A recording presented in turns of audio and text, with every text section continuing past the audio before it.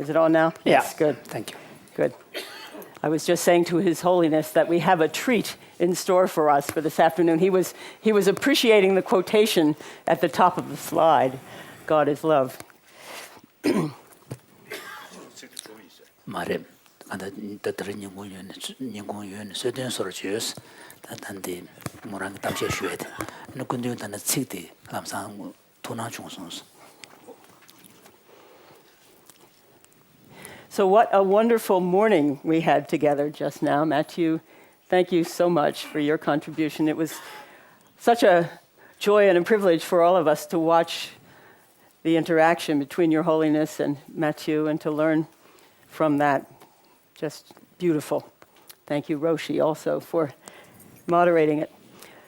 Our time together is racing by, Your Holiness. We have only 2 more presentations this week.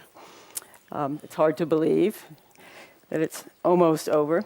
At this time tomorrow, we will begin pooling our impressions of what we've learned from this week, what it may signify, where it may be leading us, each one of us as an individual, and that includes the participants and all the witnesses as well, I believe, and all of us as a group. These questions will stay with us for a long time, I suspect. I think we all do sense that this experience is changing us in ways that may not yet be completely clear. We've certainly had wonderfully sophisticated and informative discussions of the human brain. I know that I go home with a much deeper understanding of that and also a much greater curiosity to continue to pursue a deeper understanding of that. And also wonderful discussions, deep insights from the Buddhist and Indian, as you would have us say, wisdom traditions, through words and metaphors, visual images, careful distinctions. We need those too. We need both. We've seen, Yes. and we had examples, of course, of those from Shimpala and Matthew. We've seen what we might call, I think, the two-edged sword of the brain's plasticity.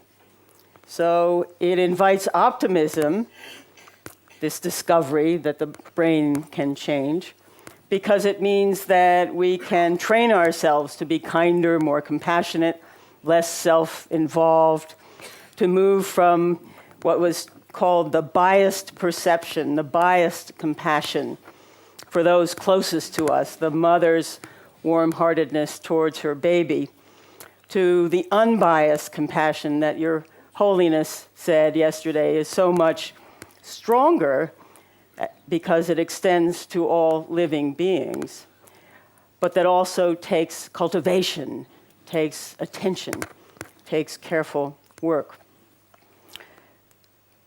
But it may be our only salvation at this point, that work, that unbiased compassion on this fragile planet that we are more and more aware we all must share in a better way. So that's the optimistic view of neuroplasticity, that we have this ability to change. But the brain's plasticity makes it susceptible also to being hijacked. That's a metaphor that the neuroscientists like to use. And we understand much better now how those processes work, how devilishly clever they are in a sense, those processes, locking the neurochemical and neurological hijackers of the brain, described to us by Kent and Nora and others, trapping the addict in what seems like almost an iron cage after taking away all of his natural defenses, as Mathieu described, and using them against him. So that left us last night, I think, in something of a pessimistic place with respect to addiction. But then Mathieu this morning gave us the beginnings of a more optimistic pathway out. While only some people find themselves in this cage, I think we also have said this week that our compulsive nature is there to some degree in all of us, that it extends across a continuum. It's an essential part, as Nora told us, of the equipment that enables we humans to survive in the world as a species. So it's there and we must live with it. Jimpa, when he spoke, invoked the image of the little children, those sweet little children who were struggling so mightily not to eat their marshmallows. He reminded us of their faces. I think we can all conjure them up. And he asked us to imagine another element in the picture. What if a voice was being transmitted into their room, telling them how delicious those marshmallows were, describing how they would taste, how they would feel, how satisfying they would be. You need this marshmallow now, the voices would say, like the devil sitting on their shoulder. And that is our condition, Jimpa reminded us, in our modern consumer culture, surrounded by a wild and ever-changing proliferation of these voices, these messages that are designed cleverly and with great sophistication to ratchet up our desires and our cravings, to use them against us, against our better natures, by inflating our sense of self, by playing on our insecurities, by feeding our delusions about the things that will truly bring us inner peace. When Jimpa told that story and suggested that other image, it reminded me of a field, of a tradition of writing on something that has been called the degradation of the cultural environment. So,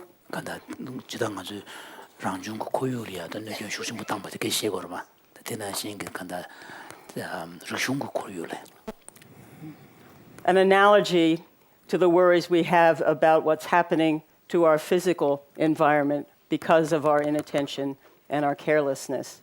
The thought that similarly we are degrading the cultural environment on which we depend also for our sustenance.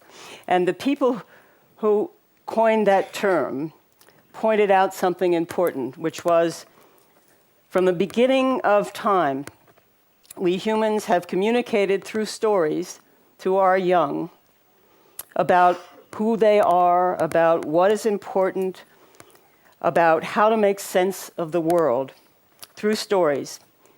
And in our modern consumer society, for the first time, and for the most part, those stories are being told to our children by people whose sole purpose is to sell them something. And that changes the whole dynamic. So it may not be too much of a stretch to draw this analogy.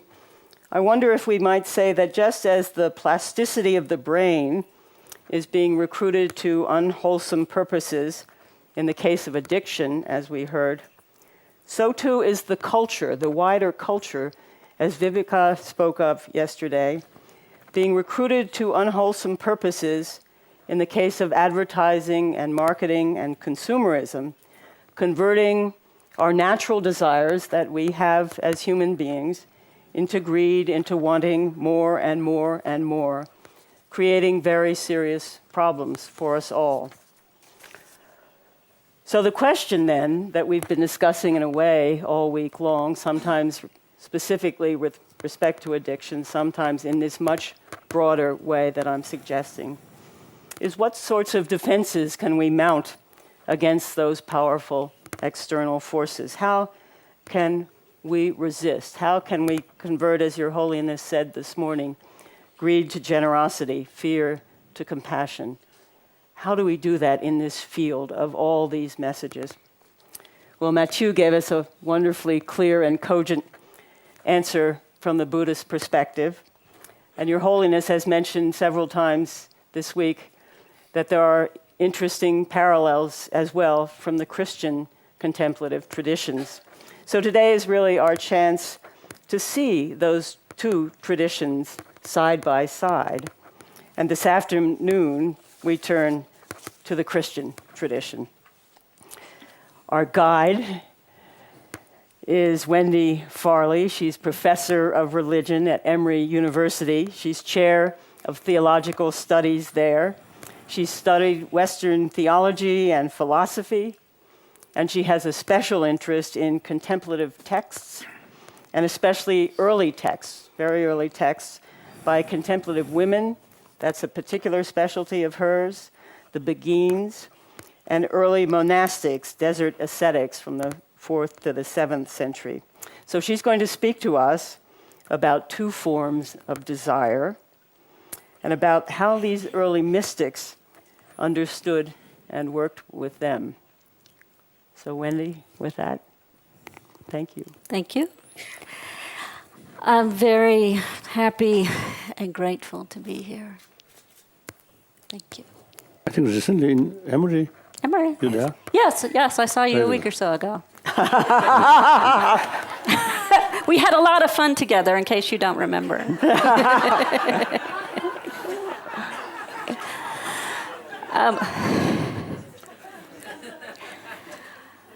A lot of you may know about Christianity, and you may know it in its more toxic elements. And many of you, if you're Western, have fled to Buddhism for relief. Didn't know you so Didn't know you so No. And I can sympathize with that. I'm going to And talk. equally, many Easterners, even from Buddhist countries, also becoming Christian. There are also such Okay, cases. well, that's good. Goes both ways. I'm going to talk today about forms of Christianity that are somewhat less well known and draw on two literatures in particular. The literature of the desert ascetics, the Ammas and Abbas that went into the desert. They were very intoxicated with the idea of love. And they went into the desert to learn how to love. So they became very good psychologists. And the six years Abba says, And the desert fathers in Egypt now, the Chulu. and the six Abba must look to. So what are these words, Abba and Amma? Are they Father and mother. That's right. But, Yeah. but, That's right. what language? but the language- Greek. Greek. Oh, it's Tibetan. Baba, Amma. It's very similar to Tibetan. They were like, it was like saying master, like my Amma, you know. I call 세상가? 때가 있는데. 된 줄 알잖아. Really, the easiest way. Ma, pa. He's always wondering why there is this kind of, commonality of using pa, some form of pa or pi or fa, and ma for mother across the languages. He's wondering whether it's because it's the easiest thing on the tongue. And then, most important is self. So, I. One word. So, except Japanese, as far as I know. Because watashi ga. Four words. 4 syllables. That's something unique. Say jagal kare rin, me. Or self, o. Nga, o. Kasa jagal kare kasa. Ham. Okay. The other literature I'm looking at is the women contemplatives, and in particular a movement called the Beguines. The Beguines were women who did not want to be enclosed nuns, and they didn't want to marry.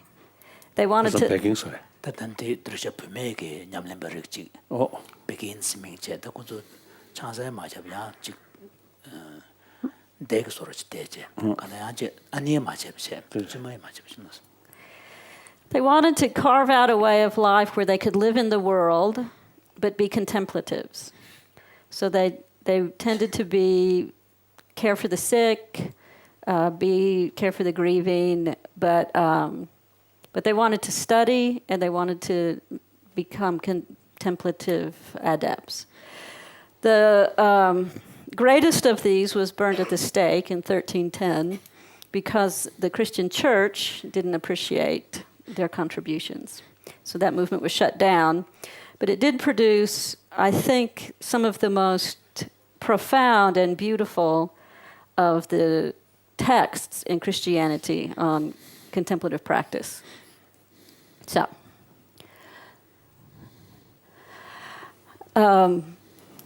this is a quotation from Isaac of Nineveh, and it expresses what Christians in these traditions wish for, what they desire. What is a merciful heart? A heart burning for all creation, for human beings, for birds, for animals, and even for demons. It cannot endure hearing or seeing any injury or slight sorrow to anything in creation. Because of this, great compassion offers tearful prayers that every being be guarded and forgiven. So these are practitioners who want to remove all obstacles so that this could be their whole consciousness. I'm going to talk about this in 3 major steps. Christians, at least in these lineages, understand desire in 2 forms. I think Buddhists might say a wholesome and unwholesome form. So I'm going to talk about that. Evagrius Ponticus puts it this way: whatever a person loves, they will desire with all their might. What they desire, they strive to lay hold of. So from this perspective, reforming desire is the fundamental spiritual practice, because you become what you desire. 가로수리. 들으셨던데 되버들이야 되버링이야. 대사단 줄로디나로 다 대단 삼단나제는 추억이 냠는 게 닝부티 되버 간다 즉 다제게 소리지. 그래서 되버 가능연에 디 되제 뭐부터리야 수수 대주스 쪽제. 네 되제 되는데 먼저 제르지. 이거 요런 건데 지금 그래서. So I'm going to distinguish these 2 forms of desire. In using the Greek, healthy desire or religious desire, they use the word eros for. Eros also can mean other things, but in this tradition, it means a kind of healthy desire.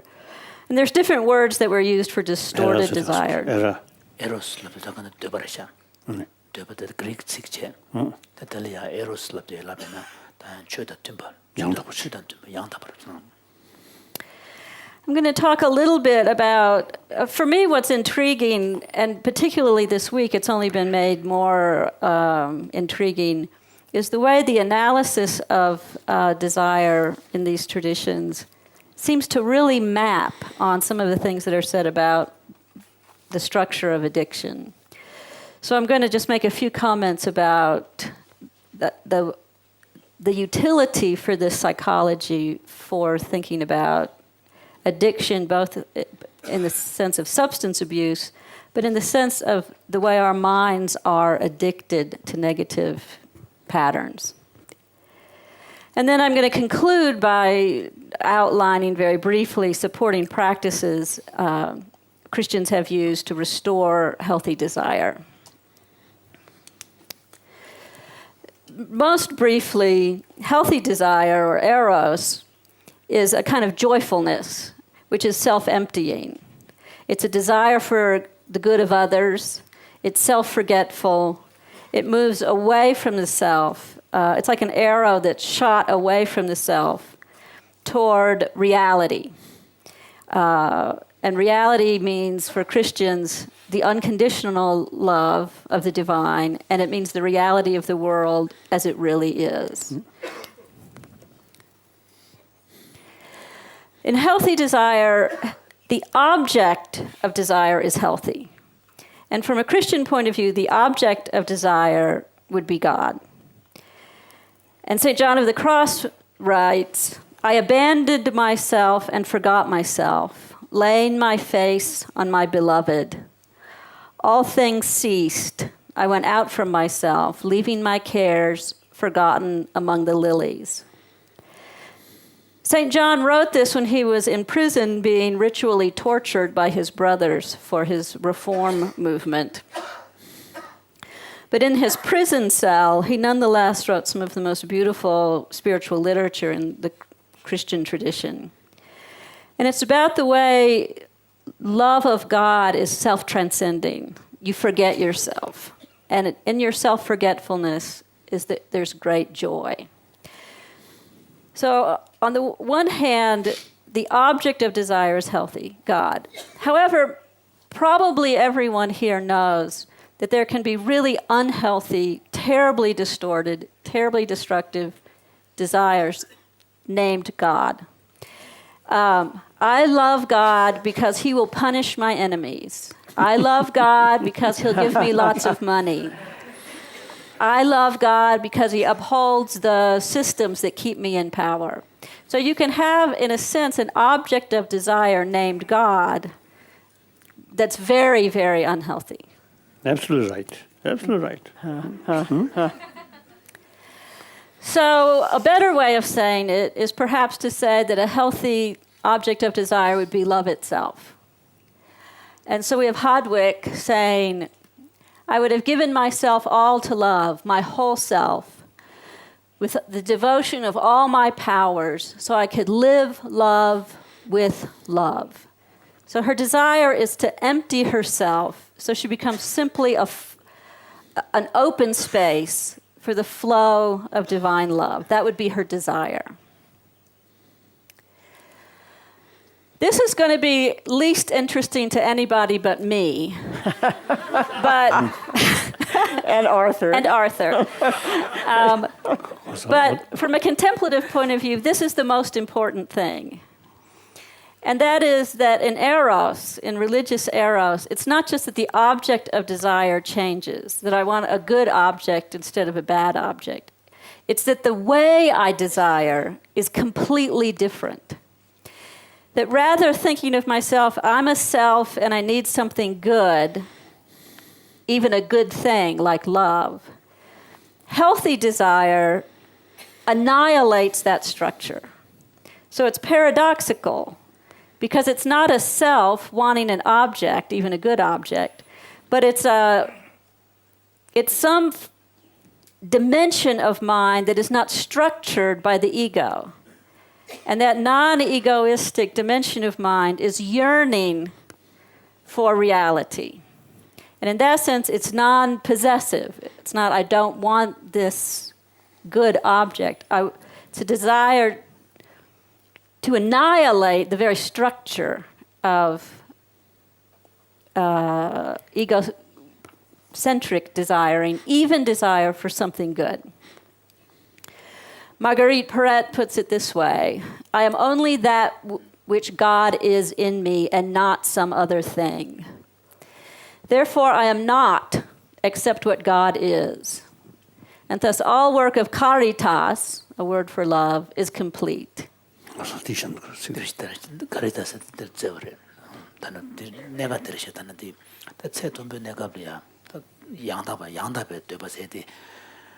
Doje doboboda han doje yu tade do shane ngal ndiko yu nga di du du si de inzir mebeche ta doja da dobobo ni bude ni me ke tone kanda de je tone 충분히나 딱 군조 다 아니다 군조 오세르지 도저 군도 다들 마셔보시죠.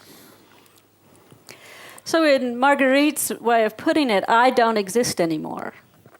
I have been annihilated. And in that annihilation, the work of love becomes complete. Mm-hmm. So that's not desiring a good object, but annihilating the structure. Would you say it's like becoming it? Yes, absolutely. Exactly.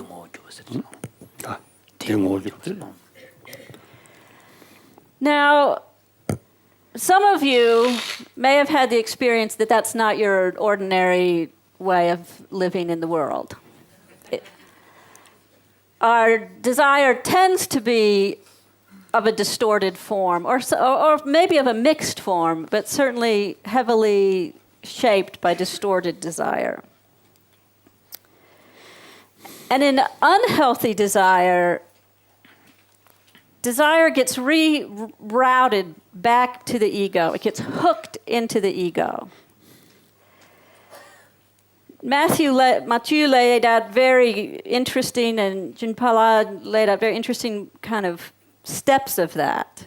The Christian tradition has lots of different ways of thinking about how that rerouting of the kind of natural and appropriate structure of desire gets hooked in this anguish-filled way.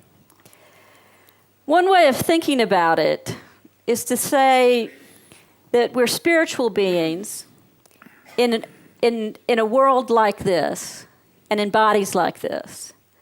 And our bodies are subject to pain, and our minds are subject to pain. And because of that, we become very preoccupied with ourselves.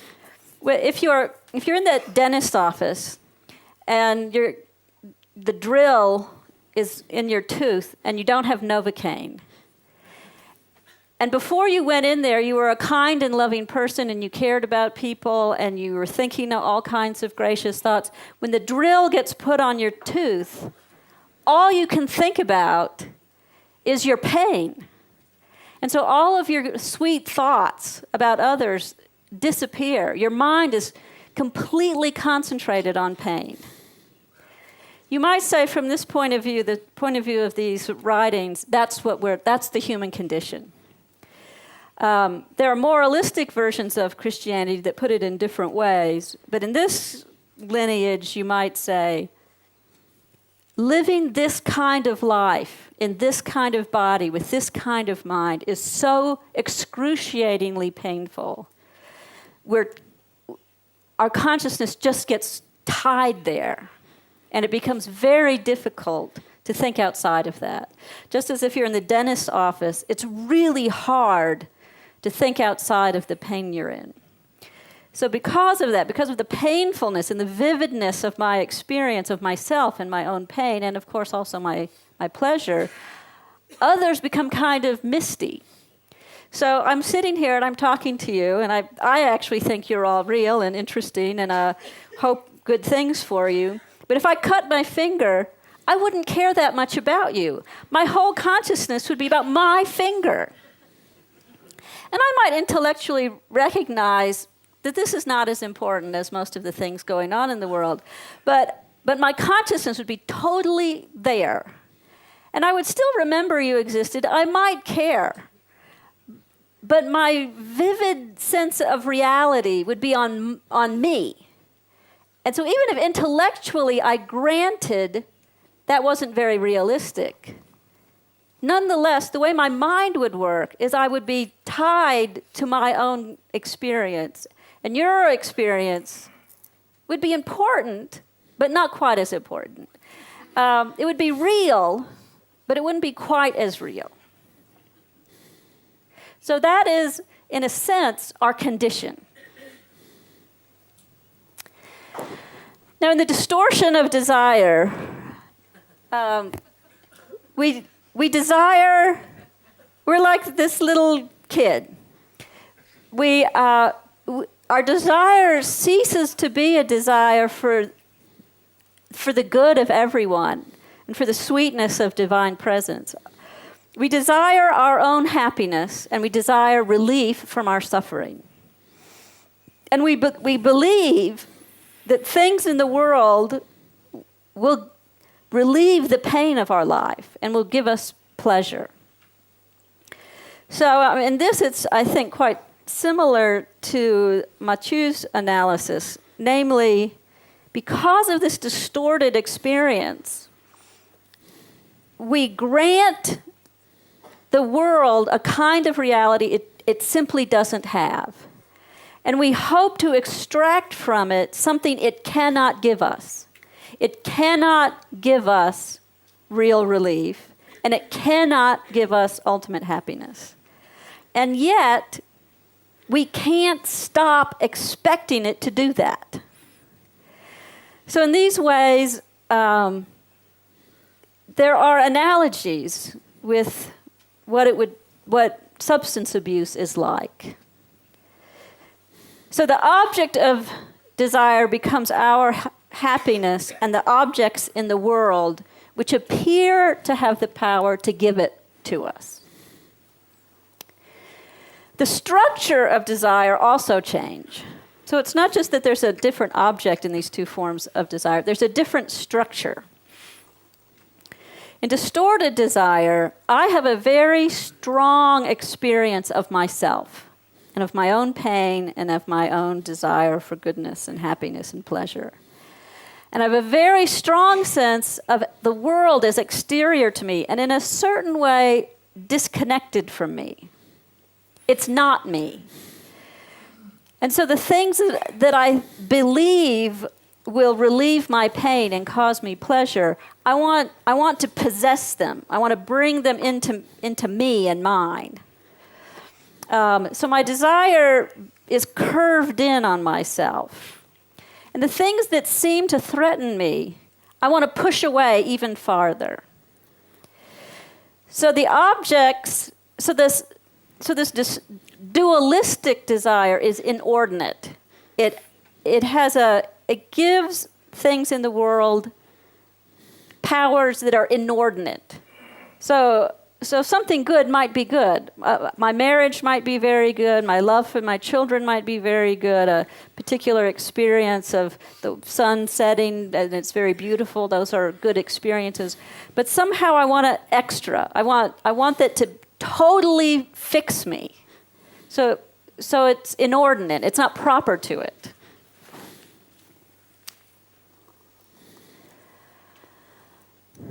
Distorted desire is what these people called a habitus. It's a habit. It's not a passing emotion, but a deeply rooted structure. And the mind becomes totally organized around it. And so everything is real only in terms of this distorted sense of pain and pleasure and the way the world is going to give me that or threaten me. And the important thing here is that contemplatives watch their mind. And they try and notice when negative emotions arise, and they try and deal with it. So if I'm someone who has a bad temper, I try and notice when the anger begins to arise. And I try and strategize about ways to soften it, to disempower it. Or if I'm someone who's very afraid, and I feel that wave of terror coming over me, I try and notice it and disempower it. And those are very important and powerful methods. However, they don't speak to the deeper level that actually, before an emotion or experience or pops into my consciousness, my whole mind is already absorbed into these patterns and structures. And they all, they're synergistic. So my fear turns into anger, which turns into the desire to relieve that through pleasure, the objectification of other people. And it translates into social patterns that reflect those things: patriarchy, economic imbalance, racism, etc. So the microcosmic me, mine, fear gets extrapolated into the macrocosm. So inside myself and outside myself, there's a huge interlocking set of patterns. And the complexity for a contemplative, or for every person,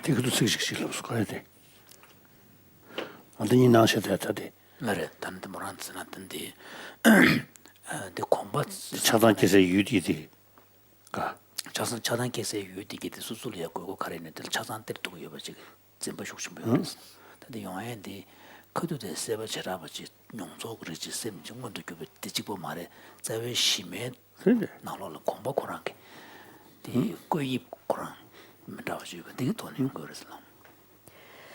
So the difficulty is in part that we can see things on our consciousness and try and deal with them. But that's like the iceberg. It's just the tip of it. The real problem is beneath our awareness.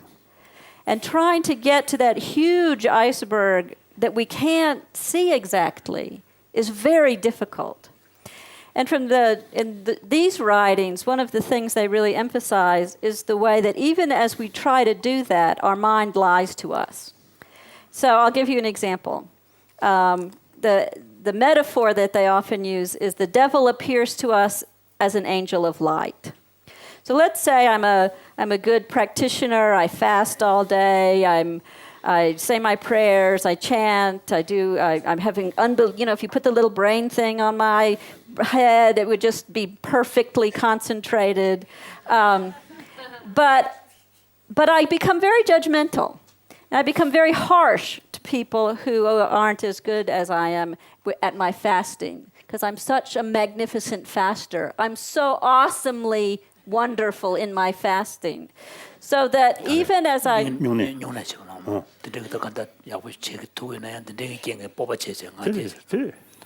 So that, and I think of this as a good thing.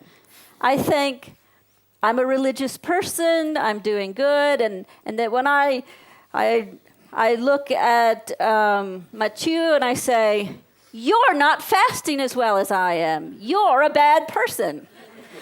And I think this is a good thing for me, that I need to scold him and I need to be harsh. So the devil, so to speak, has come to me as an angel. It's tricked me. I'm now using my religious practice to simply reify my hostility, my hatred, my anger, my sense of pride, etc. So even as because this deep structure, this iceberg, I'm looking at the little things on top, anger and so on, it's still shooting up all of this distorted mental patterning. So that makes it even more difficult. We can't see it, and things disguise themselves. So we think we're doing the right thing, and we're actually just acting out of our own egocentrism still.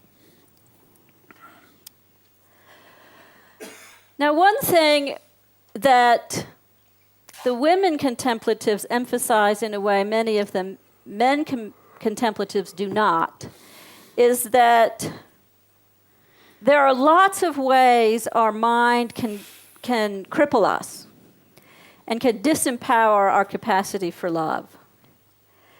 And some of the ways our mind can be disempowered is because we're afraid.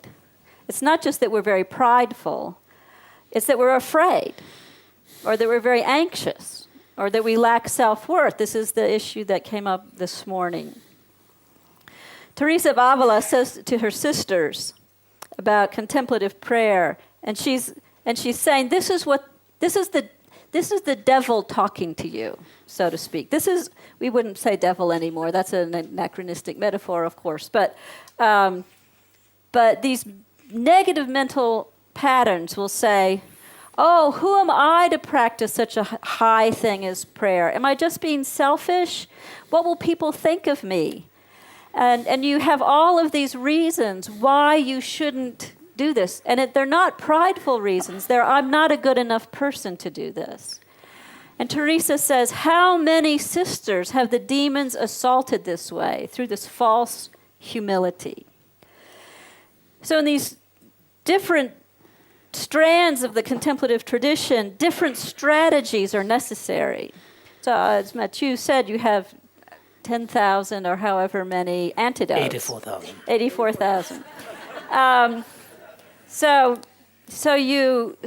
if your problem is a kind of arrogance, you need one kind of strategy to try and soften that. But if your problem is, I'm just an uneducated woman, who am I to say anything? I'll just sit and be quiet. I'll let you big important men talk. That's another kind of distortion, and it needs a different kind of antidote. And the women contemplatives in their writings, they write much more about how to work with this lack of self-confidence. And they talk a great deal about how to work with people who are persecuting you. They don't write so much about lust or anger. They write about that hardly at all. But they write a lot about how do you deal with people who are persecuting you? How do you, with a way of real integrity, not just, oh, I'm a good Presbyterian, so I forgive everybody, but with real depth and integrity to feel love and care for people who are actively harming and persecuting you. They write that about, what are the strategies for that, to move that really, really deeply into you. This analysis that's very ancient, I think speaks to us in our moment of cultural alienation, and that we're in a period of cultural alienation that magnifies some of these things. Our forms of work and pleasure, and we've talked about this, the education, the media, the consumer culture, etc. All of these things are terrible assaults on us. Even to be in the human condition is to live in this terribly vulnerable way, but we live in a period of enormous cultural suffering. And so in my country, there's a lot of wealthy people and affluent people, and all of that affluence is sucking resources out of the land and other cultures, but we're not happy. We're more miserable than ever. So there's a suffering even in our supposed wealth and so on and so forth. So our context of this acute cultural alienation, in addition to this basic human problem, I would just hypothesize, and maybe the spirit of it, because attention to society really creates an increased vulnerability to addictive ways of relating to everything. So we don't just work, we're workaholics. It's not just that I want that academic award. I have to have it, and I have to have a lot more. And security, relief, so in other words, we live in this heightened situation of cultural suffering, which makes us much more vulnerable to forms of relief that are actually very destructive. So I'm just going to say a couple of things about analogies. I can't decide whether these are analogies or whether addiction is just an intensified version or a different version of this basic mental structure. I can't decide. So you all maybe can illuminate me. But the ways in which these things seem to have similar structures is that the mind is hidden from itself. It's not transparent to itself. It lies to itself. It's confused. So you have this confused mind that makes it really hard to get. If you're in the woods and it's dark and misty and you can't see the path, it's even harder to get out of the woods. You attach to an object that you think will bring you happiness and relief, but it doesn't. It's a lie. And yet you can't unpin from the hope it will relieve you. And this attachment to these false objects of relief and happiness are self-destructive. They're alienating. They undermine our relationship to one another and in our society. Genuine forms of happiness and goodness become more and more obscured. And we are in bondage to that. We no longer can say, you know what, I'm not going to be angry anymore. Or I'm not going to be egocentric anymore. You can't.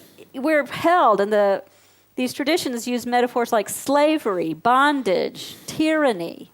We are not free simply to act otherwise. And these habits are embedded in our bodies, not just in our minds. So these things seem to be parallels between the two, if they are two. So here we are as addicts to our human condition, trapped in a golden cage. So I'm going to turn and think about, in this unhappy situation, what are ways Christians have talked about disempowering these destructive habits. Abba Mios says to a soldier who comes to say, is there any possibility of mercy for him? A Roman soldier has come to talk to the Abba.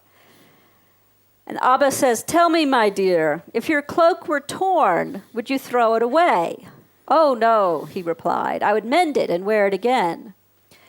The old man said to him, well, if you care for your cloak, will not God show mercy to his own creatures? This is a very important idea in these contemplative parts of Christianity, that there's nothing so desperate. There's no human being so miserable, so despicable, so horrible and degraded, that the mercy doesn't hold it. And ultimately provides some healing. We don't see healing in the world, but from a Christian perspective, and we don't really have a vivid idea about what happens when we die. From a Christian perspective, we can be completely confident that this great mercy holds us. And that is, in a way, one of the root practices. You know, how do you begin to break the pattern? And from a Christian point of view, it's to cling to this confidence that the ultimate reality is compassion. And that little spark, the opposite kind of spark, can become inflamed. So from a Christian perspective, it's desire, healthy desire, that casts out distorted desire. And the healing of desire is by transforming it into love, which will be an antidote for craving and anxiety. So Teresa of Avila says, let us realize, my daughters, that true perfections consist in the love of God and of our neighbor, and the more nearly perfect our observance of these two commandments, the nearer to perfection we shall be. This mutual love is so important for us that I should like you never to forget it. So this is the core. This is what we think about day and night, and which is the root of all practice. Because craving or distorted mind is so deeply rooted, you have to have synergetic practices to unlock it. One thing won't do it. You have to have lots of ways of engaging it. And I'm just going to, in a sense, quickly march through a few. I'm not going to spell them out, but just to flag some examples.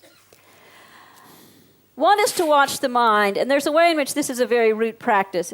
Watching the mind is something you do in meditation in a particular way, but in these traditions, watching the mind is something you do all day, every day. You constantly watch the mind. Evagrius Ponticus says, if there is any monk, we might add any person, who wishes to gain experience in monastic art, let him keep careful watch over his thoughts. Let him observe their intensity, their periods of decline and flow as they rise and fall. Let him note the complexity of his thoughts, their periodicity, the nature of their associations. Then let him ask Christ the explanations of these data he has observed. So on the one hand, you're watching your mind, but in watching your mind in the Christian tradition, you're integrating that watchfulness with the divine presence. So the divine presence is woven into your consciousness all the time. Another practice, of course, is meditation. Meditation, probably don't have to say much about that. There's Christians have a lot of different techniques for meditation. Visualization, centering prayer, chanting the Psalms is a very root practice. Mantra recitation, imageless meditation, divine reading, Evagrius Ponticus says that to pray without images is the perfect prayer. But meditation usually implies some effort or technique. Contemplation, this is the part that's least valuable for secular ethics. But from a contemplative point of view, this is really what unlocks the tyranny of egocentrism. And that's when the mind simply dwells in reality. It simply dissolves. And our word for that is a kind of dissolution into love. Love can imply something reified or substantial. We would say in the Christian tradition that there's no image, no thought, no construct, no paradigm, no language, no set of symbols that could in any way adequately connect to the divine reality. So we have all kinds of images like abyss or something for the divine reality and its non-duality. The manifest form of divine reality is love. Love is still an expression, something concrete. It's a word, it's a concept, it's a feeling, it's a disposition. But it's this integration of the manifest and the unmanifest that really unlocks the power of the ego, that is, say, the distorted power of the ego. I say I love him, but I lie. Yes. For I'm not Sarkasto. So how do you explain this? This is what is the meaning? What's the meaning? For I'm not. What was the meaning? How do you Just read love. yeah. Or God. I'm sorry? How do you interpret the last part for I'm not? Does it say I do not exist because I'm love? The will, I does not exist. Annihilated.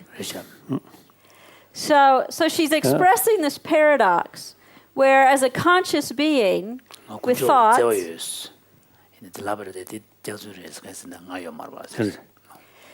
to the extent that we have thoughts and we express them, Marguerite says, I love him. I love the divine. But she says, I lie. Because to say words, to say him, to say I, to say love is a distortion. So you want to speak, so you say, I love him. But to say that is a lie. None of those things exist. So there's a manifest and unmanifest form. I am not. So for her, the whole practice is annihilation. But the fruit of annihilation is this spacious love, this totally spacious love, especially for enemies. There's more or less the same sort of approach. Ultimately, no I, no God, even no God. That's what Buddhist people went now. But at the same time, we must protect from nihilism. Yeah. So how because this line of approach, there are parallels in the Buddhist tradition. So then how do you guard against falling into nihilism? I think in the Christian tradition, the guard against nihilism is love. Because it's not simply nothing. I mean, this is... God, absolute, independent. The God's creature, it exists. So in this kind of non-dualistic understanding that you're presenting, how do you guard against nihilism? Because God is absolute, so there is still something. God is absolute? God's creature, since the creature also created by God. That absolute. So we also have some part of absolute. We're created in the divine image. That's what we say. Oh, that's right. But the divine reality is without image. Right. So really, God is kind of something reality. But God is still real. It's the absolute ground. We are not talking, you see, with physical or not. No, doesn't matter. But God is there. The trace of God, the reason we say God is there, and why we say we are not nihilistic, is that the fruit of it is love. So we look at love, and we think love has a source or a cause. The source of that, we name that source in the Christian tradition God. But God has no structure like anything in creation. That's right. Huh? So it's not as if God were a thing or a person or a being or... That's right. That's right. And in the Christian... God formless, yes, formless. Yes. Ultimate truth. So in the Christian tradition, the mental habit that is hard to break is that our word for what is ultimately true seems reified. So we... 명상 우리가 또 어떻게? 저보다 더 라레 나옴. 대내 간다 군주디스기 서는 더 모랑시다. 더 23m 단데 말이야. 단데 대 슈슈주 난조버튼 저 다당 돈은 셰베나스. 근데 간다 지금 아주 특균의 배려지에 대해 상망하는 셰버 요런 주베갑게 로 요런 주단다 상만 다단 단연은 제보 인상 저 돈에 코피게 지금 수수도보다 초도치 봐 체제 샤고요 지금 지금 이게 다리 배지 선산배 따라서 지를 붙이도. 상황 생분 낭지 모르죠. 저기 이게 다리 경한들 저기 생분 낭지 수시도. realistic map. So you're talking about a kind of non-dual way of being. Right. So we say, there's an old folk song, Jesus is on the main line, tell him what you need. And so you say that, and you say, of course Jesus isn't on the main line. That's ridiculous. Or you say, God is Father. You say, of course God's not a father. God doesn't have a body. Or you say, God is a rock in a weary land. God's not a rock. Or you say, God is infinite. Or God is eternal. But then you say, well, of course, eternal, that's just a word.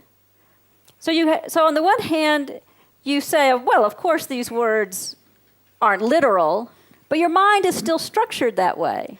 Your mind is still captured by the habit of attributing to God an existence kind of like ours. So even when we say, of course Jesus isn't on the main line, really. Of course God isn't really a rock in the weary land. Of course God isn't really eternal. Your mind is still structured, so it can't think outside the structure of dualistic thinking. So the challenge is to take apart that mental habit. But when you take apart that mental habit, there's nothing to say, because everything we say is structured by that habit. But the Christians don't think of that as nihilistic. Now, it's not nothingness when you've taken apart the mental habit of concept and reification.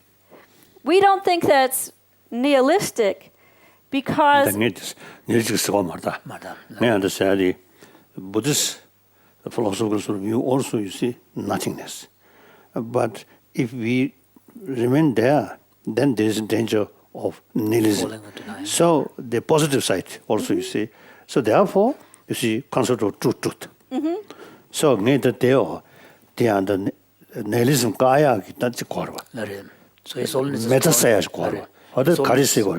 Holiness is drawing the parallel, because you see something parallel happening in the Buddhist thought as well. So when you approach the ultimate nature of reality, you start deconstructing all the concepts and identities and so on, and you end up in kind of a nothingness. But then if you just stay there, you fall into nihilism. So how do you guard against nihilism?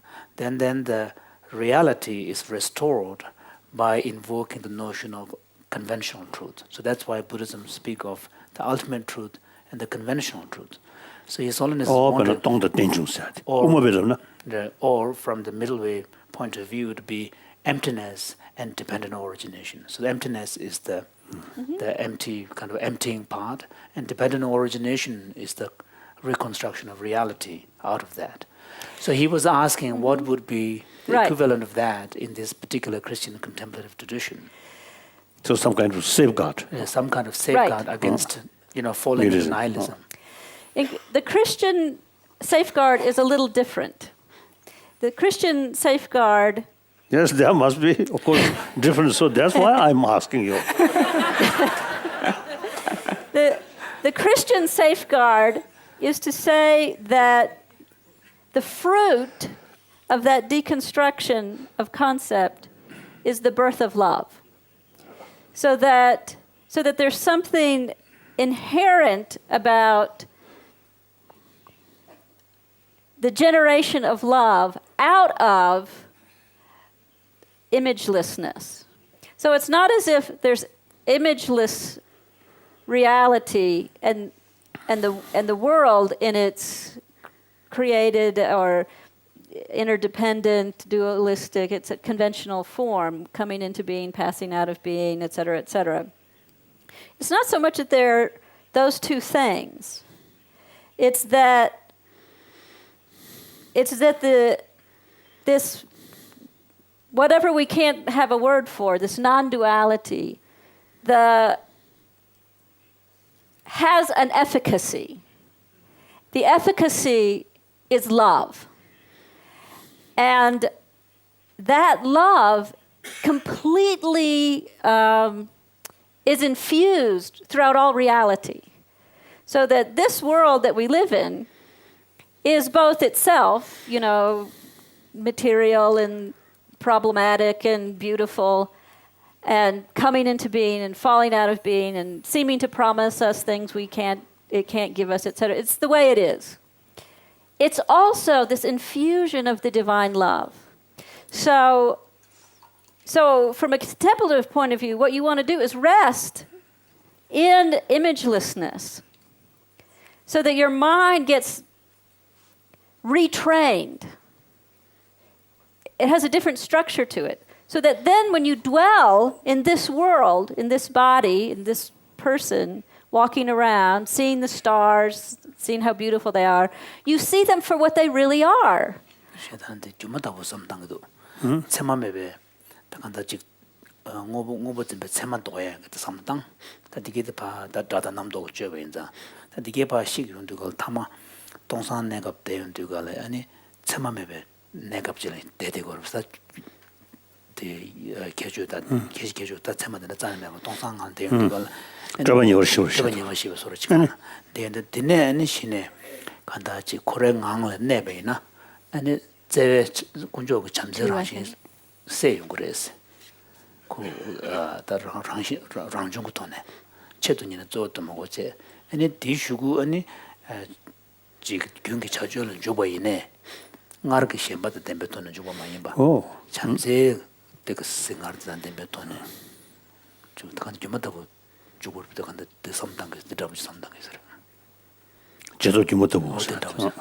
So am I right in understanding that what you're saying is that the contemplative's task, if we can call it, is to just do the deconstruction and then remain in this, arrive at the state of non-duality, kind of formlessness, and just dwell in it. And then what comes out of this is the expression of this true love. Mm-hmm. And then when you re-engage with the world, your experience is fused with that. So mm-hmm. there's a kind of a qualitatively different way of engaging mm-hmm. with the world. So His Holiness was saying that this is similar to, in the Buddhist idea that when you dwell deeply on the emptiness of phenomena and when you deconstruct all our reified kind of projections and realize emptiness, and then you re-engage with the world, you perceive the world in a kind of an illusion-like mm-hmm. character.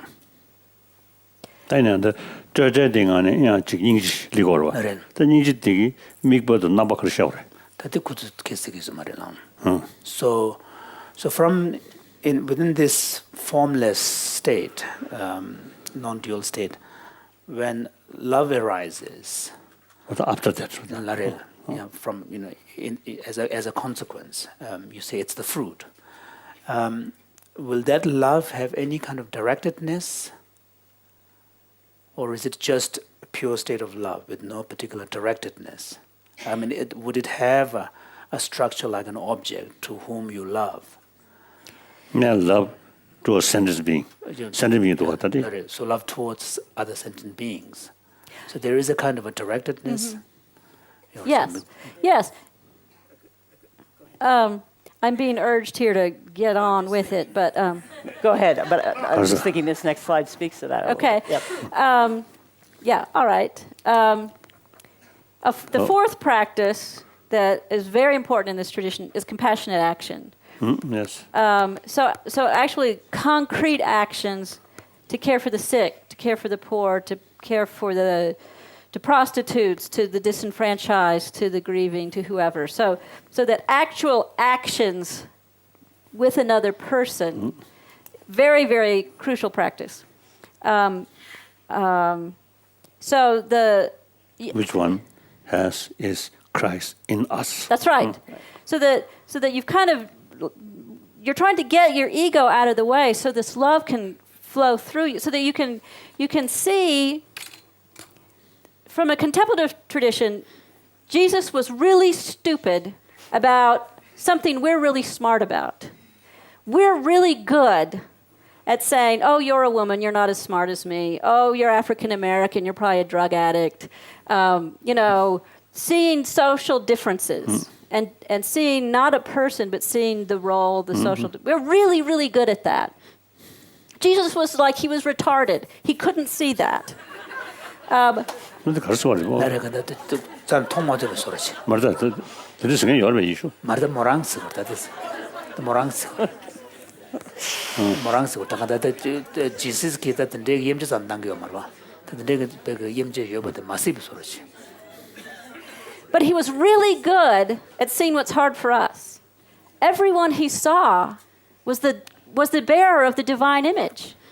He didn't say, oh, you're a prostitute. Oh, you're this or that. He'd say, oh, you are a Christ bearer. You're the divine. And he reacted to them just like that.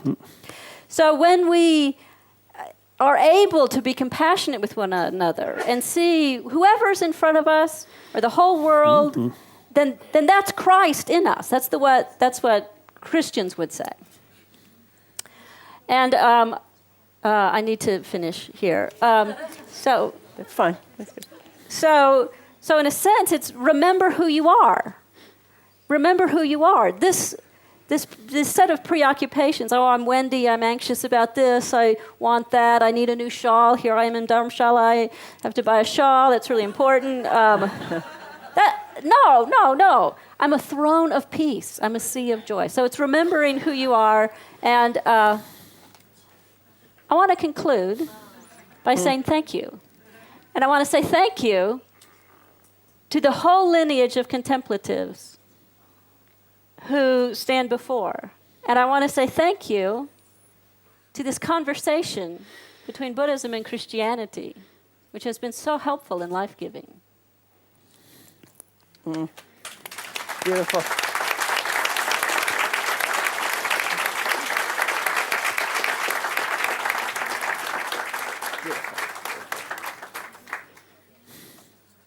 Wonderful.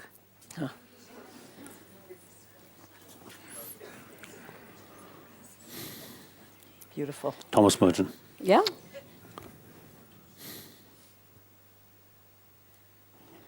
Okay, good. So now you may ask a question if you wish, in addition to saying thank you of His Holiness, if there's something on your heart. In the desert tradition, when a seeker would go and look for the Amma or the Abba, they would go to the master and they would say, give me a word. So I'm going to say, can you give us a word? The desert tradition 저런 디디가블이야 아니 그런데 내가 라면도 제가 집에가 날 찍지 나로나서 아 그래. 날 찍지 나로나서 담바스라지 근데 루스 요레스 나 근데 뭐라한테 찍지 나로나시 I think I remember him.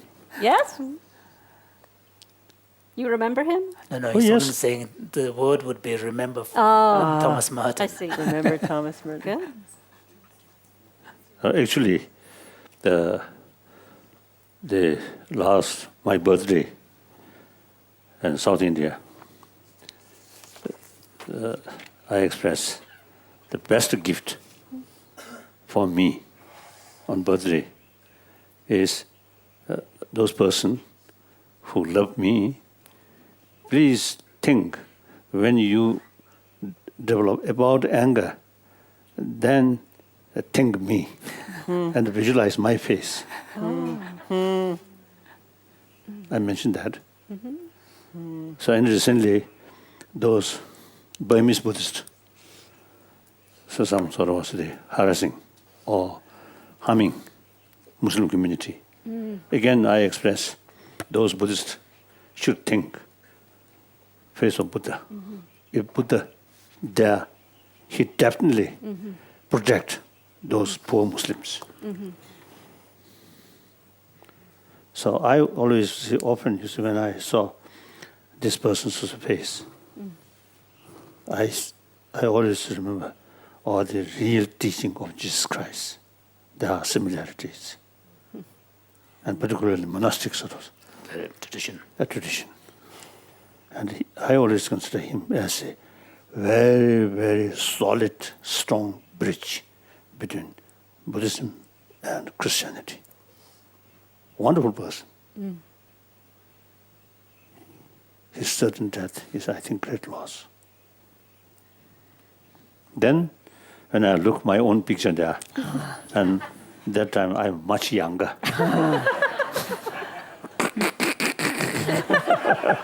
So that reminds me impermanence.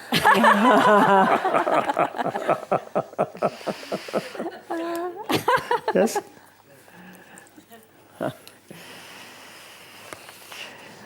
Thank you both so much. So Wendy, that was beautiful. We were all touched by it, very much so, I think. And in some ways, I hesitate to ask this question because it cuts into the elegance of the argument you presented. But is it too much to ask you to think about how this might extend to our current secular situation? At one point you said, one of your points, you said this doesn't really apply to secular ethics, but as you think about these, particularly these women that you've studied, what can we take from them to help us in our time? I think if you're a Christian, of a certain stripe at least, you think of this in religious terms, but if you're not, I teach undergraduates, who can be Muslim or Jewish or Christian or nothing, no religion, I mean. And so when I teach these texts, I don't say, well, you should be a Christian and think like Mechtild of Magdeburg. I say, there's great wisdom here. This real strong commitment to love. And to let love grow in your heart and to love one another with this non-judgmental compassion.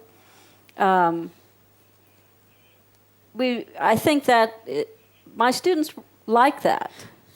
I think that this particular strand of Christianity, they would be appalled by this word, but we talk about self-compassion, and they don't have an idea of self-compassion, but they do, by thinking about compassion flowing through you, that's very healing and nourishing. It's not self-sacrifice.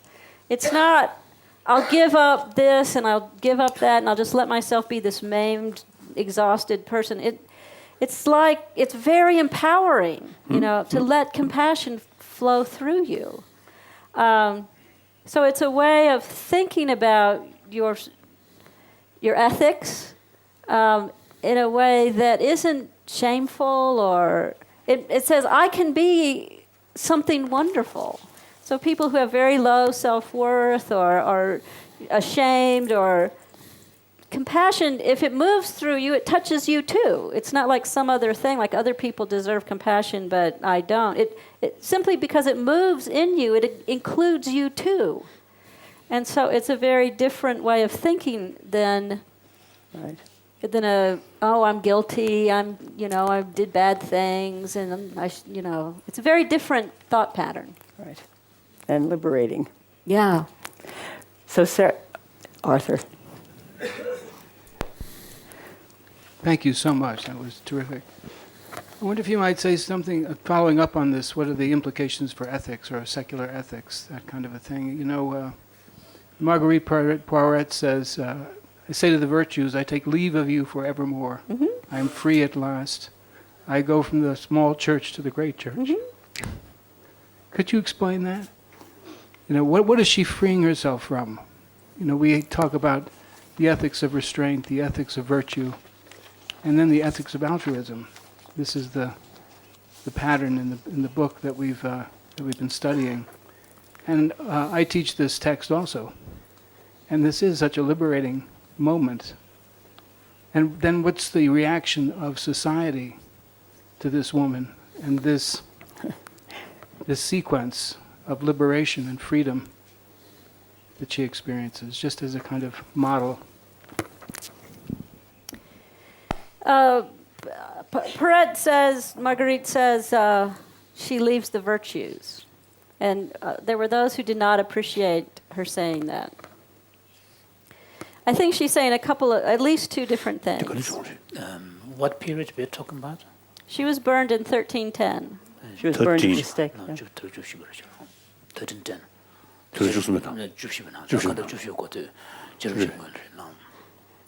One thing she's saying to her fellow sisters, fellow contemplatives, there is a sense that you had to practice very harshly.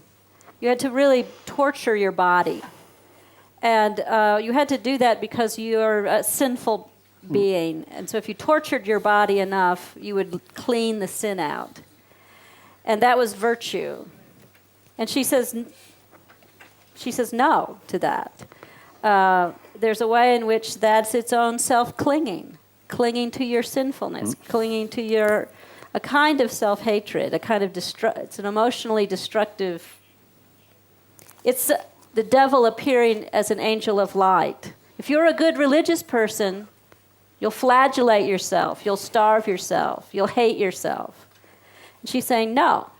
So one thing, fleeing the virtues is fleeing that very harsh penitential pattern. But she's also saying fleeing the virtues. Virtues are like, if you're a ballet dancer, you study at the bar, and you do your demi-pliés, and you do your battements tendus, but you don't, if you're a ballet dancer, you have to do those things to be strong. But you don't, if you're a ballet dancer, you don't spend all your time at the bar doing pliés. You want to go and dance. The virtues train you. At their best, virtues train you. They're kind of disciplined. They train you. But when you're trained, you don't stay at the bar doing demi-pliés. You dance. If you're trained in the virtues, then there's nothing but love. So you say goodbye to your preschool, and you live in love. I obey nothing but love, she says. So I think she means both of those things. And it was very threatening. Oh, very. She was destroyed. So how do we take that into our current context? You say, I'm really glad the Inquisition isn't around anymore. That's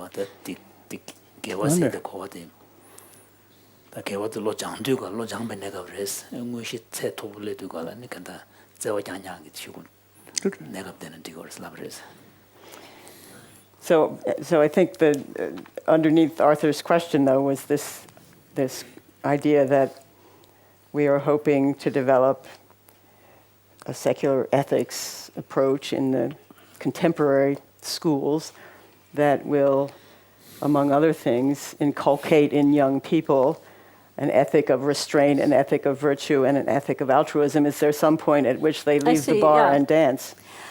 Actually, in this literature, it's the other way around. In the beginning of Shantideva, doesn't he say that this like bodhisattva desire comes like a flash of light, and then you get motivated to not quite. No? Okay, well, we won't worry about that. But 지달스모 문화적으로는 로직기지 라나던 거다. 뭐를 어디 가래? 그때 장주선배 간다 지금 샘게데 로직기지 라나 들으면도 단조 밀리스. whatever. 개발로.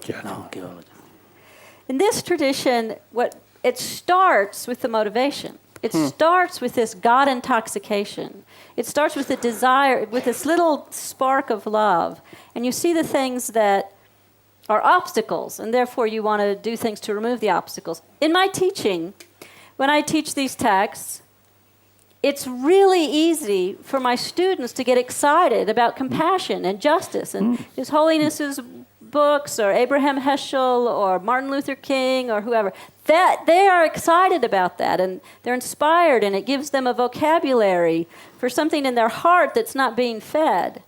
And then they go out there at Emory, they go out and they get drunk and they, do whatever they do. So there's not much ethic of restraint. But there is a real genuine beginning of an ethic of love. And it would work its way down. So that the more you find this life-giving, the more you're motivated to move the things away that are interfering with it. So actually, to tell you the truth, I know we do talk about this as hierarchical, but in this literature, it moves down because it's so sweet, because the compassion is so sweet.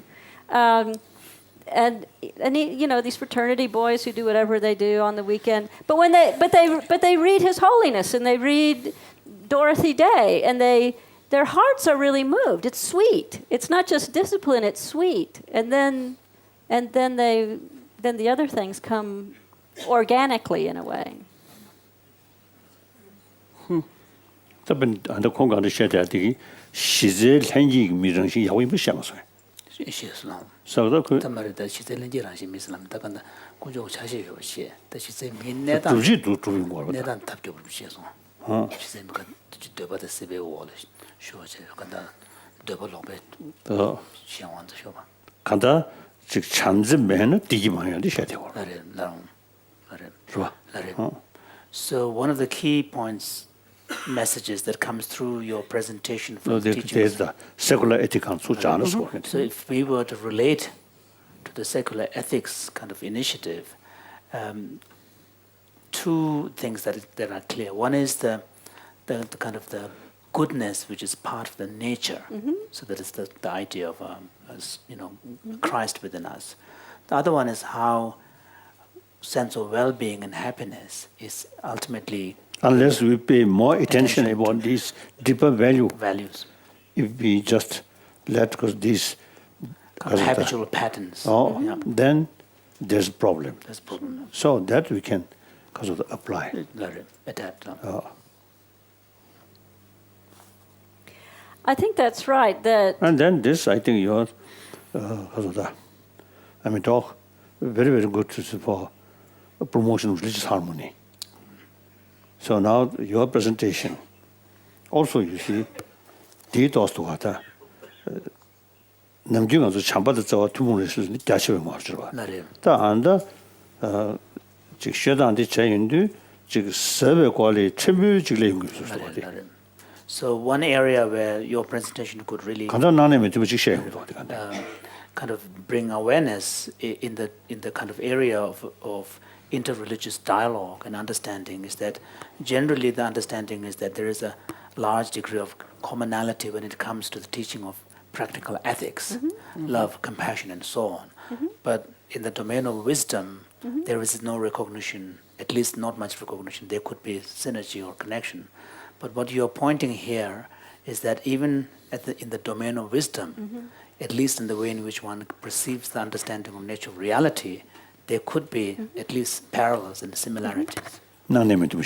Because you're talking about disparity between the actual reality and how we experience it. If may I say so, right? If you pay some attention about Buddhist sort of epistemology, Cheme, the summary with on it, she's how we are charged. Teacher number those digging the ocean. So Isolnus was saying that he was saying that if he may say so, if you take a look at the sophistication of the epistemological language that is found in the Buddhist epistemological tradition, you could even sharpen your presentation. The part of the Christian tradition where you have that kind of metaphysical sophistication would be in particularly in the Neoplatonic texts that are more philosophical, and there it's very disciplined mentally and profound. But I wasn't sure if everyone in this room would be as interested as I am in Neoplatonic metaphysics. So, but there is that part of the Christian tradition that takes up these epistemological and metaphysical questions. This literature, not so much. Catholic, the Protestants, so if we were to somehow correlate your presentation of these the teachings of the mystic tradition within the broad category of Catholicism versus Protestantism, which of the camps you would say these teachings will This is all before the Protestant Reformation. So it's all pre-17th century. Yeah. And Protestant the Machung Kongi that the Protestant the Marwa. And the Shedan the Kakisha Mount Winas attention. The Pejitic something. Ideas. So the ideas that you are presenting, the mystic tradition, like the non-dualism and so on, in today, in contemporary Christian world, is it sort of more predominant in the Catholic tradition or in the Protestant tradition? And then also some, I think, very, very ancient sort of Christian tradition, I think Syrian Christian. Coptic Christians. And also Egyptian. Coptic. So is there any connections with the Coptic Christians? Not the Coptic so much. Isaac of Nineveh is a little, kind of in that neighborhood. Nineveh's not technically in Syria. Even I know that. But it's more in that family. Okay. Of Christianity. Yeah. And the desert, Syria. But the desert is furthest from Egypt. Yeah. Egypt and Palestine. But the lineage is alive anywhere in current contemporary Christianity? I'm sitting here right now.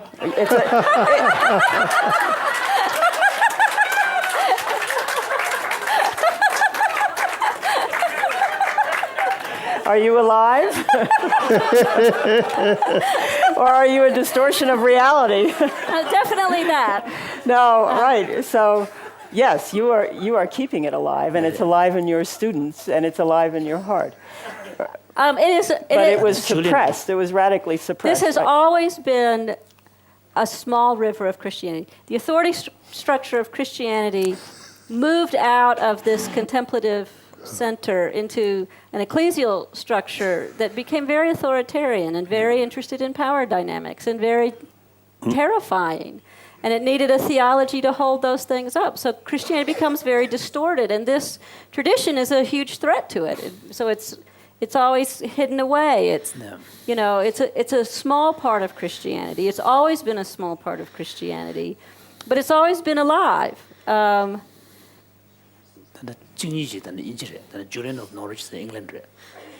Julian of Norwich is from England, yeah.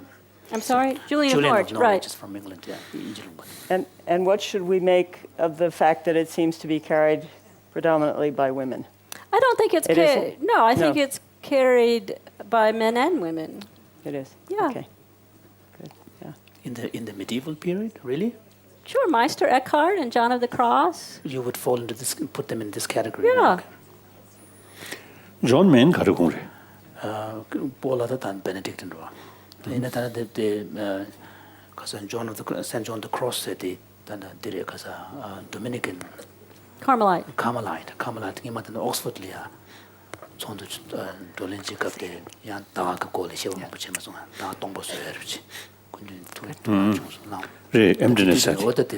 His Holiness was exposed to some of the teachings of the Saint John the Cross at one of the colleges, at the Dominican College in Oxford, and there was some participation from some scholars from the Carmelite tradition. Yeah, that would be his tradition. Uh-huh. So Mathieu, we said today is our day to have these two remarkable traditions, and how do you take this in? I would like to try to reconcile the tooth drilling, Buddhist practice, and D2 receptors. Oh my goodness. So, you mentioned rightly so that in a self-centered attitude, when you get a tooth drilling, basically you become really, really, really important. And then Nora mentioned how the fact of opening to others, could be helpful. And I think also you all mentioned in order to alleviate the craving and possibly help us to get out of it.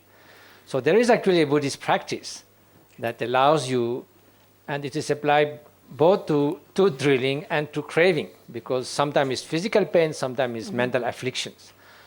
And to link it with compassion and not being completely in the tooth drilling. And of course it's again, typical Buddhist practice, and everyone knows it here. I don't know how much we can secularize it, to some extent possibly, but it's worth thinking of it. So it's basically try to think that when I suffer like this, first of all, there are many other sentient beings who have similar suffering. That's one.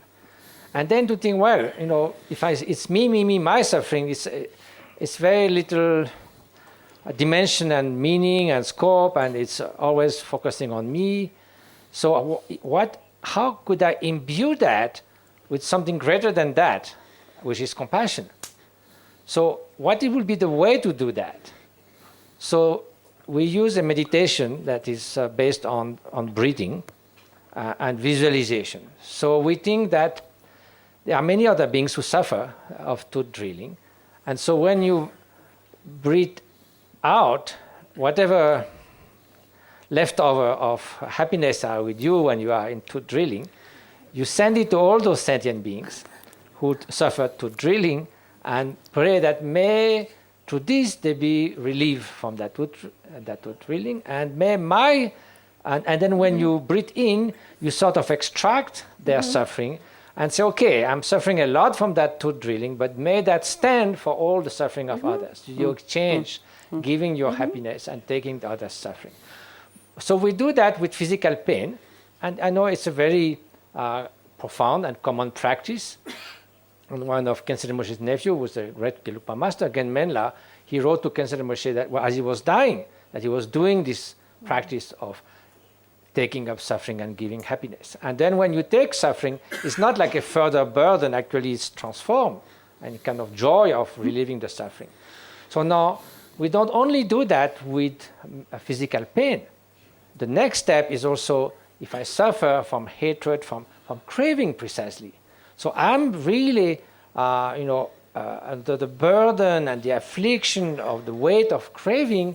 So at least by doing this exchange, whatever happiness I have, and then extract the craving of other beings when you breathe in, add it to yours. So at least it's good for something. That my craving may stand for all the cravings in the world, and so that they are free from it.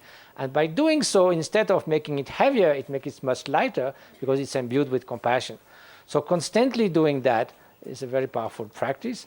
I don't know how much we can secularize, but somehow it ties up, coming a little bit out of your me, and it can be applied to a strong mental affliction, because the stronger they are, the stronger you may wish that may stand for enormous amount of others being craving. So it imbues it instead of being self-centered entirely, other-centered, and I don't know whether that approach might have any help, but certainly in Buddhist practice is considered to be very powerful. Is there anything like that? There is a cognate, in a way. One of the things that particularly the women talk about is participating in Christ's suffering, and so that their suffering and Christ's suffering become united, and Christ's suffering is understood to be compassion for all the world. So you, in a sense, move your suffering into the divine nature, and in moving it into the divine nature, you infiltrate the suffering of the world with divine power. You participate in the divine compassion, and you move that compassion throughout the world. So in a sense, it's similarly wanting to dislocate your attachment to your own suffering and connect it to the compassion for all humanity. But the way these women in particular did it was by thinking of participating in the divine compassion as the way to move into universal compassion. Sarah, could you get the microphone? I want to ask you, sort of bringing this into the world a little bit. We're going to hear from you tomorrow, and we're all looking forward to it very much, about the program you're leading, which uses techniques from contemplative practices, mostly in the Buddhist tradition, as I understand it, to help people who are struggling with alcoholism and alcohol abuse. So I sort of have two questions. One was, Mathieu just described this and said he didn't know if it could translate into the secular tradition, and you would have a good sense of that from your interactions with your clients. But also, you've had a lot of time to talk to Wendy this week and think about what she's bringing. Are there ways in which this perspective that she's bringing to us deepens or enriches or changes the way you think about how you'll be doing your work? I'm struck by the parallels, and we've talked a little bit about this. I just find it so heartening that these different disciplines and wisdom traditions are landing on similar truths. Today, listening to you, I was struck by the iceberg, the sense of this tip of the iceberg and all that's underneath it, that's sort of the driving force in many of our lives, and the way that our minds and lives are structured that we're not seeing, and the dangers of that, and how we can bring awareness practices again to kind of lower the level of the water so that we can see more of what's actually driving this ship. Also, when you were talking about the tendency to ascribe value to objects and relate to the world in terms of things that I want that are going to make me happy, or push away things that are going to cause me suffering, and seeing that tendency, just the transformative power of just seeing that tendency, and then very much struck by the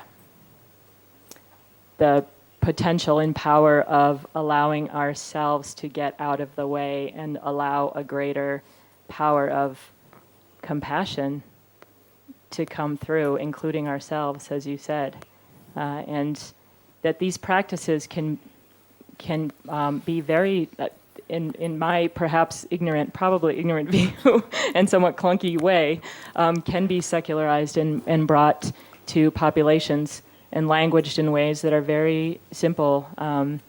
And there's such basic truths that I think that's evident by seeing how they're manifesting in these different traditions.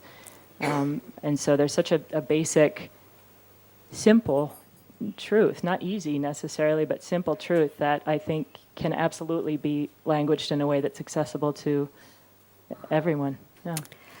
When I teach meditation, I don't use, even if I'm teaching to Christians, I don't use language of God, or I don't even often use the divine, because many Christians or non-Christians have the idea of their head of a really not very nice God. So it just pulls up images that aren't helpful. So even if I'm teaching students who are of various traditions, I just use images like light, like compassion is a light.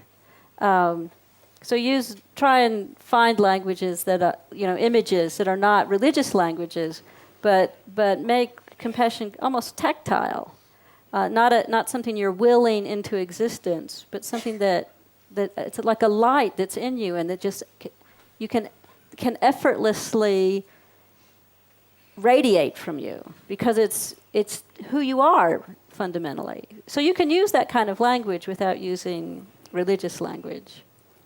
And one of the great opportunities we have now in many of our universities around the world is the increasing diversity of the student body. So they come from many different faith traditions, some deeply embedded in a tradition which they've brought to college, some less so and eager to learn more about it as they interact with other students who express curiosity about their tradition, and they realize that they don't have a very good account of it.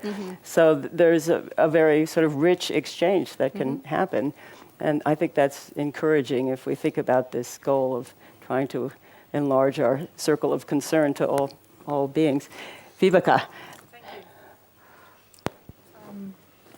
you. I think I'm taking it in a little bit different direction, and it's actually both addressed to you, Wendy, and to Mathieu, because especially you, Mathieu, were talking about motivation also in your talk this morning.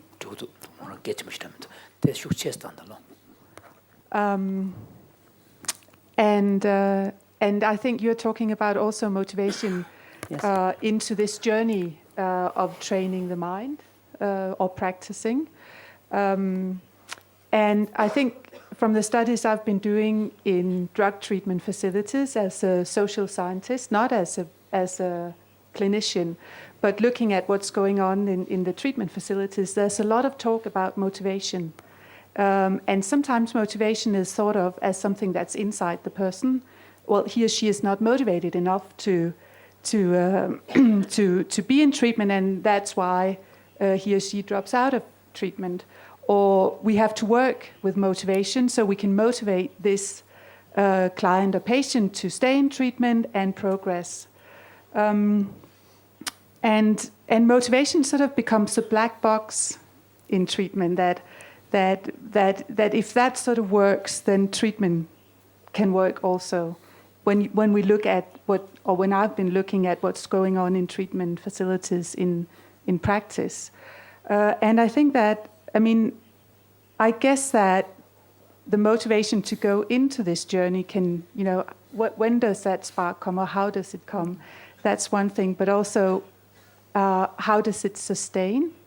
I guess a lot have experienced that practicing is not that easy, and you might not get what you really want or have read in your books or heard from your teacher. So sort of, just if there were some reflections around, or if you could elaborate a bit. I think when we speak of motivation in Buddhist terms, it's really the intention. And what you speak motivation, of course, we use it also in English, but we call it more determination and perseverance. So motivation is really what sense to give the direction. You go this way or this way. Are you going selfishly or altruistically? And then the determination is how much energy or perseverance or effort, joyous effort you put into that. So they're slightly different. I think you had something to say. Well,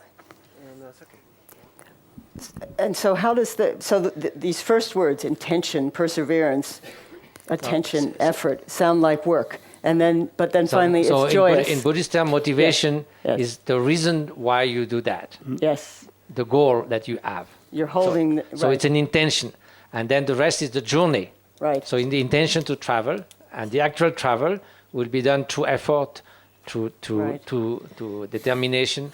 That's what you also part of being motivated means, to keep that constant determination along the way as you travel. So, and I think I heard you say when you spoke of your students So they read His Holiness, they read other texts that remind them of what it truly matters to them, that's being neglected in their education, that they're not seeing around them in their interactions. And that's a spark of inspiration. So the motivation begins in the inspiration. And I think you're saying that too, in a way, aren't you? The intention is really inspiration. We speak of two aspects of that bodhicitta, the wish to achieve enlightenment for the sake of the beings. One is a aspiration. Right. It's like preparing for the journey. Right. And that will be altruistic. Right. And then the actual journey is the active sort of bodhicitta and implies practicing generosity, discipline, and patience, and effort, and concentration, and wisdom, and so forth, and patience. Yes. So that becomes the active part, yes. Right. And then what happens when the inspiration wanes, if it does? I think in this perspective it's a little different. And maybe if one's dealing with people in great life difficulty, a lot of emphasis on self-discipline and a goal. I have a goal here, and if I do these certain things, I reach it. In this tradition, it's more like some immediate experience of sweetness. So even if someone looks at a client with genuine care and love, so that they suddenly have this feeling of being loved, this tiny spark of experience of goodness. And you have that little taste of goodness, you want to make it bigger. And then you're motivated. But it's different from, I have an objective, and if I do these certain, it's like when you get a PhD, if I learn German, and then I do this, and then I do that, and then this other thing will happen. It's more like, I tasted what it was like to love someone. I tasted what it was like when I just did this simple act of compassion. And that taste was sweet to me. So now I want to keep it up. Your Holiness is nodding your head. Yes, yes. Nora, yesterday you mentioned that you'd grown up in Mexico and knew something of Christianity. Yes. Or my brain is a jumpy brain, and what you said immediately jumped into the concept of that I don't think it's gratuitous that you're using the word is sweet. Sweet is sugar. Sweet is actually hedonic. Sweet is dopamine. Yeah. Dopamine That's right. conditions you. So you do something. That's right. Yes. That Yes, I made that. Provides you an experience that is positive, and that positive experience is learned, so you want to repeat it. So there you have the dopamine. I didn't link it with addictive receptors wonderful. because there are many receptors, but I'm linking it with dopamine and conditioning. Wonderful. That actually, I think it was maybe when Mark was talking and he talked about sweet and dope, or I can't remember how it went, but I thought that's why in Christianity, the word that the contemplatives use over and over is sweetness, that the divine is sweet. And I thought that, and immediately I thought dopamine. Not, but it makes sense. It makes perfect sense, and that you could be motivated if something is happening that in your physiology that makes it possible to continue, not just by a kind of white-knuckled will, but because it's good. Yeah, but and we've spoken a lot of dopamine, but like Ken has very clearly demonstrated. In the aspect of liking hedonic, the endogenous, the opioids are very important. But what's interesting in making this association is that opioids are also one of the neurotransmitters involved in forming attachments. So attachments to people are pleasurable. Yeah. They involve some of these opioid mechanisms. Of course, it's more complex than that, but opioids are involved in that transition. Yeah. Can I say something? Please, you certainly may. Now I'm speaking in my own voice. I was wondering that, I don't think we need to create this kind of dichotomy of, working from the ground up, from the, virtue of, restraint, ethics of restraint, virtue, and altruism, and then top down in the way in which the contemplative tradition that you represent speaks of, you can have a parallel process. Because, for example, Yes. like a lot of people engage into kind of a certain pursuit because they're inspired by something. Yes. You know, they had an experience, they have had a personal experience of being with someone who embodies the value. So, for example, like students in the presence of, His Holiness, we want to be like His Holiness. There's a kind of a faith in the form of emulation. And then that experience leaves a particular taste. And then, of course, in order to get there, you need to go work through the steps.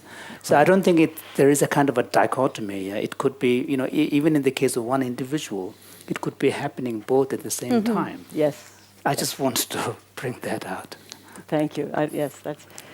Yes. And Matthew and I. Now, can do 말이죠. 간사 지라바 질이야. 네가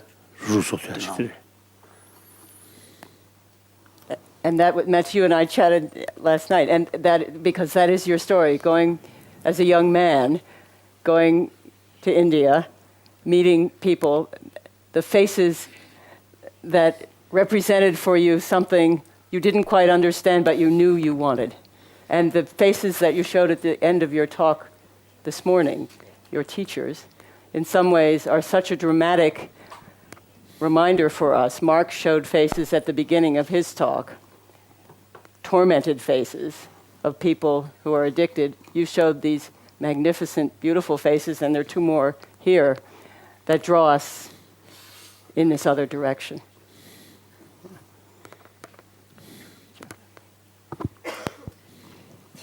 In Zen, we have an expression on the taste that turns you around. So what this means is that you have this moment of realization, and it is the spark. It turns you toward practice. It gives you the energy of determination to persist through all the ups and downs of practice. But you are warned that you can't seek that which you just tasted. And this is really, for me, a fascinating detail in the practice, that embedded in the tradition is a caveat. You have the realization, but don't seek it again. Because you didn't seek it in a certain way in the first place. It arose within you. And if you seek it, that is a nemesis. So the craving is averted it's a caveat. It's averted in the Zen process. That's beautiful. In this literature, there's also a sense that on the religious path you can get preoccupied with.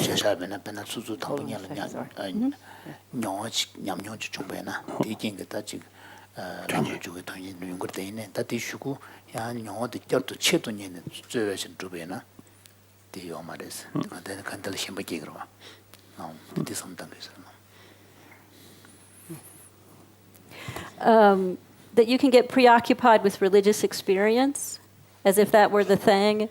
And particularly Perret or John of the Cross really emphasize not annihilation is annihilation of the will, including this will for Repeatability. Yeah.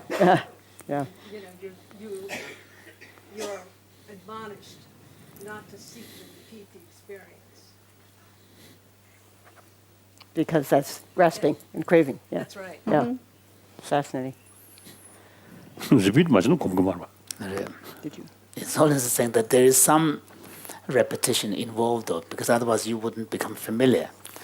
So it's a sort of a more nuanced kind of, It is. yeah. I mean, there's when you use the image or the sort of sensory experience of sweetness. Sorry. When you use the sensory experience of sweetness, and it is a sensory experience, it's not a conceptual experience. There's an experience in the body that rests within. And it is the taste that turns you around. You have this something. But if you seek it aggressively, or with what Suzuki Roshi called a gaining idea, an idea to get something, to get shamatha, or to get enlightened, no.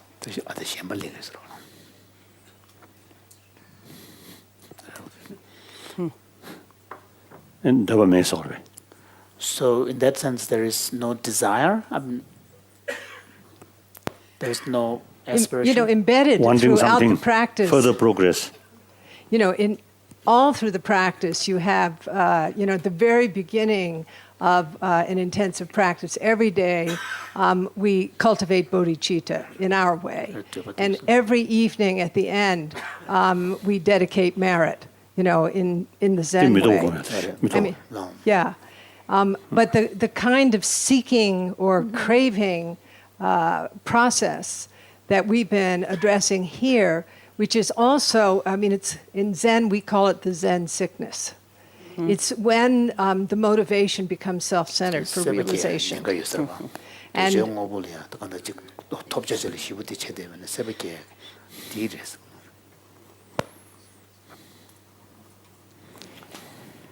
So we are out of time.